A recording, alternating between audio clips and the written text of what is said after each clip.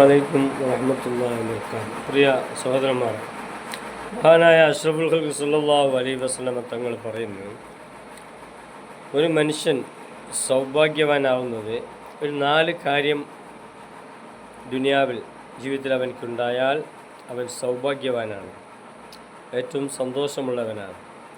ഒന്ന്, ഒരു സ്വാലിഹായ ഭാര്യ, അള്ളാഹുവനുസരിച്ച് ഭർത്താവിനനുസരിച്ച് നല്ല ഭർത്താവിനെ ആദരിച്ച് നല്ല നിലയിൽ സ്നേഹത്തോട് കഴിയുന്നൊരു ഭാര്യ.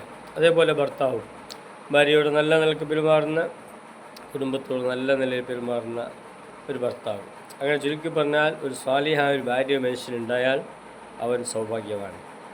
അതേപോലെ സ്വന്തമായി അത്യാവശ്യ സൗകര്യമുള്ളൊരു വീട്, എല്ലാവർക്കും താമസിക്കാൻ, ഗസ്റ്റായിട്ട് വന്നാൽ അവർക്കും താമസിക്കാനുള്ള ഒരു സൗകര്യമുള്ളൊരു വീട്, നല്ല അതൊരു മനുഷ്യനുണ്ടായാൽ അവൻ സൗഭാഗ്യവാനാണ്.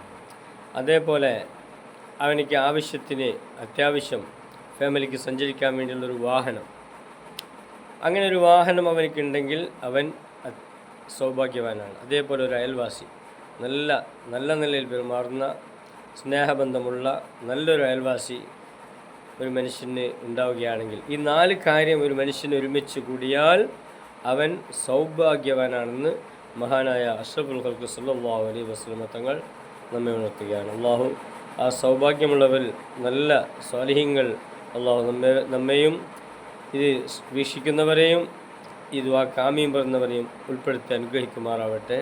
വീണ്ടും കാണാം. അസ്സലാമു അലൈക്കും വറഹ്മത്തുള്ളാഹി വബറകാതുഹു.